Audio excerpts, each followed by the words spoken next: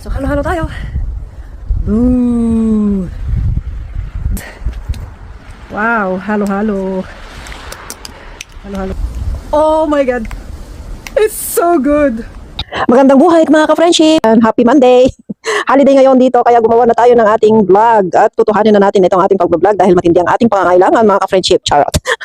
Ayan, nagtataasan ang mga snow na natambak na dyan sa ating harapan at yan ay 2 meters above at yung nasa kalsada ay above lagpas tao na yan mga ka-friendships dahil nga sunod-sunod ng ating storm dito sa Ontario ay yan ang ating mga snow na naglalakihan at naggagabundukan nga parang chocolate hills na yan mga yan. Pero ngayong araw napakas taas ng sikat ng araw at akala mo'y mainit pero dahil nga sa lamig -8 ayan nag-aayos ang ating mga tulong tubig dyan sa tagiliran ng ating mga bahay-bahay. Ayan, tingnan ninyo ang kalsada punong-puno pa rin at itong mga sasakyan na hindi pa nalinis ay punong-puno pa rin ng snow mga ka-friendship. At naisipan kong gumawa ng halo-halo ngayon dito sa ibabaw ng aking sasakyan at tinikman ng aking mga yelong nasa ibabaw ay ayun, hindi naman pala masama ang lasa at yun ay parang yelo lang din.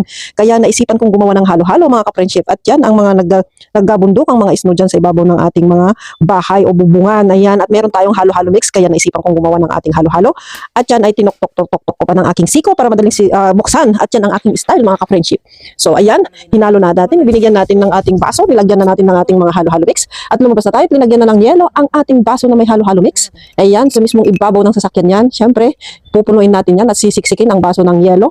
Ayan, parang asukal lang yung yelo na yan dahil nga hindi siya katulad ng yelo na kinukuskus natin dyan sa Pilipinas ay talagang siksik sa panguskus ng yelo. At yan ay nilagyan na natin ng gatas. Siyempre, damihan natin konti para malusaw kaagad yung yelo.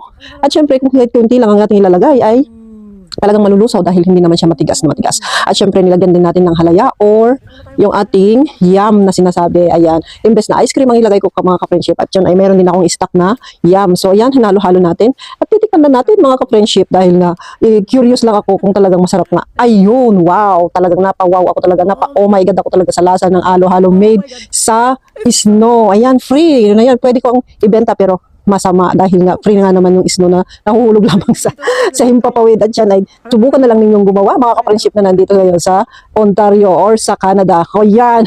At ang ating gamit na gatas ay yung Carnation Evaporated Milk. At yan ay mabibili lamang sa store o kahit saang store naman mabibili yan. Ayan, napapasayaw-sayaw pa tayo dyan na kumakain ng halo.